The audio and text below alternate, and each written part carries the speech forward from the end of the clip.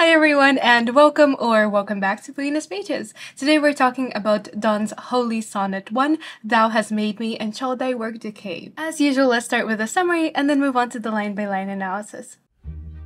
This is the first in Donne's Holy Sonnets, and it is an apostrophe, an addressal directly addressed to God, and it centers around the idea of the speaker, probably Donne, asking God for salvation, and for help in the face of approaching death as a sinner. Towards the latter part of his life, you may or may not be familiar with the fact that Donne became a priest. Yes, so even though he struggled with religion in his earlier years, because he was raised not Protestant but Catholic, and he struggled to kind of adapt to what the time demanded, which was to be Protestant, he quickly saw that accepting the job as a preacher as the Dean of St. Paul's was a quick way to, first of all, ensure surety, and second of all, to be kind of in line with what the monarch James I wanted. And it also, of course, gave him an opportunity to be religious, even if it was in his own way. And I think his own take on religion is really evidenced throughout his holy sonnets, which is why I left them up until the end in this poetry compilation. So today let's go through Holy Sonnet 1. This is a sonnet that is very uncertain. His sonnets were published posthumously, probably without his permission, and I think you can really see his hesitation and unsurety of whether he's really suited to the job in this as well, because there's a questioning relationship, and it's a really stark contrast to some of the sonnets later on where he's more demanding, where he's directly and personally addressing God, where he's personally making demands.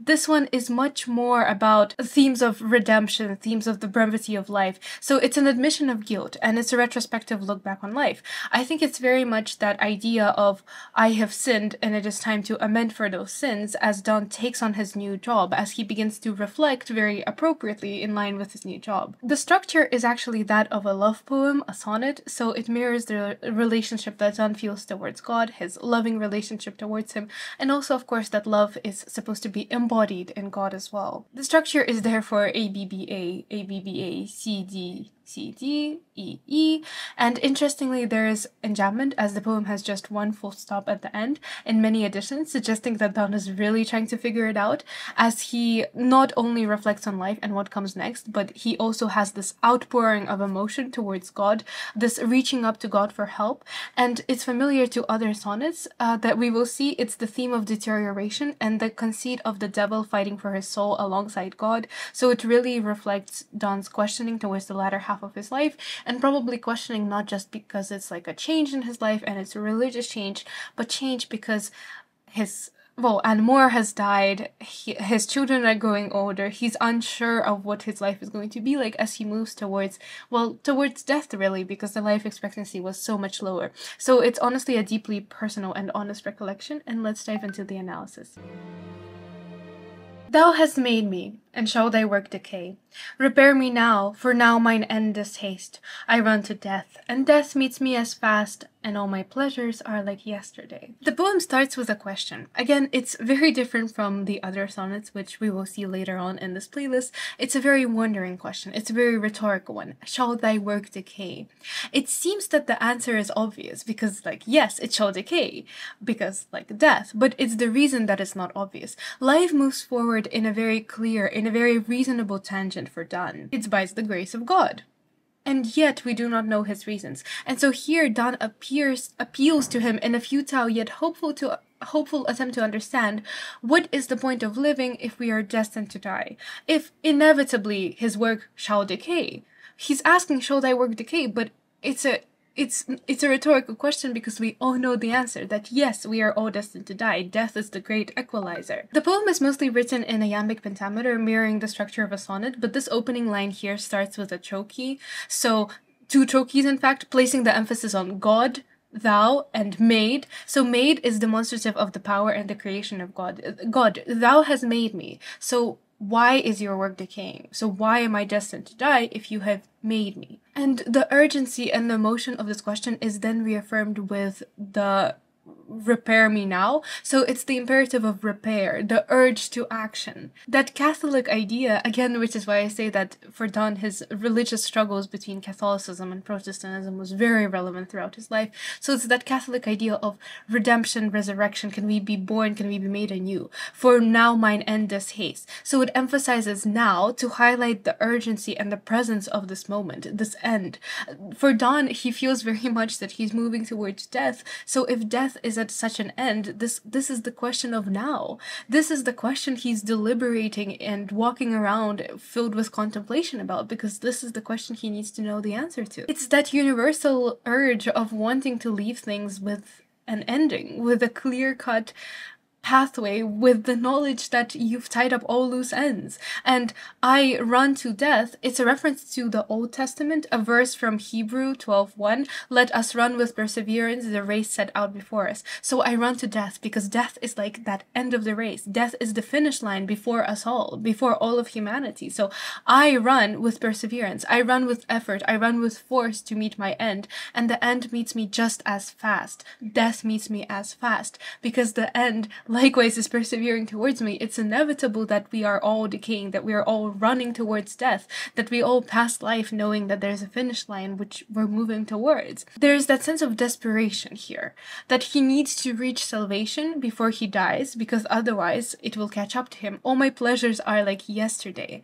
It's life moves away, and it seems that everything has gone by, that's it, that life is over, because all of the things that gave him joy, they seem like they were just like this one brief moment in time. And it feels like it's a very retrospective look back at the past, but also at the same time the future. I dare not move my dim eyes anyway, despair behind and death before does cast such terror, and my feebled flesh does waste by sin in it, which it towards hell does weigh. So he dares not move my dim eyes. He dares not tear away his aging, his frail eyes. He doesn't want to look away because he's scared that if he takes his mind off of like the path of life in front of him, death will catch up. And he's scared that he won't have this opportunity towards self-reflection and thus towards redemption, because if he loses focus, death will get him before he can redeem himself. And dim eyes, it's also an interesting pun because it sounds very much like demise, so an end, a finality. And there's a parallelism here in the next line with despair behind and death before. It's again that parallelism with the race and him running to death, who is before and casts terror and causes terror, and then he's chased by despair, by desperation and by fear. So it's interesting because he's scared of death catching up to him, but it's like a race where death is actually in front. It's almost like he's running along a circular racetrack, and this could be very much in line with the religious idea of like life being just one circle. You get the chance to start all over, just in a new body, in a new form. And there's also an alliteration here with death before doth, and the sounds of D-B, it's harsh. Again, it highlights the terror he feels, such terror. My feebled flesh does waste by sin. My mortal body is spoiled. And this alliteration of feebled flesh, this fricative F, this sin, and the sin causes him to go to hell, and it's weighed down on him because he's spoiled by his chasing of pleasures in life. So it's weighed down, pulled to hell. Again, that idea of the body and the soul as separate, that duality where his mortal body, where his mortal desire for flesh, where his mortal desire for pleasure, most likely knowing Donne in his persona, lust, pulling him down towards hell, whereas his soul is doing his best to go up to the sky and self-reflect and achieve redemption before he dies. Only thou art above, and when towards thee, by thy leave I can look, I can rise again. But our old subtle foe so tempteth me, that not 1 hour I can myself sustain. Thy grace may wing me to prevent his art, and thou, like adamant, draw mine iron heart. The final sestet is about looking up to God and escaping the temptation of looking at my sin and being pulled down.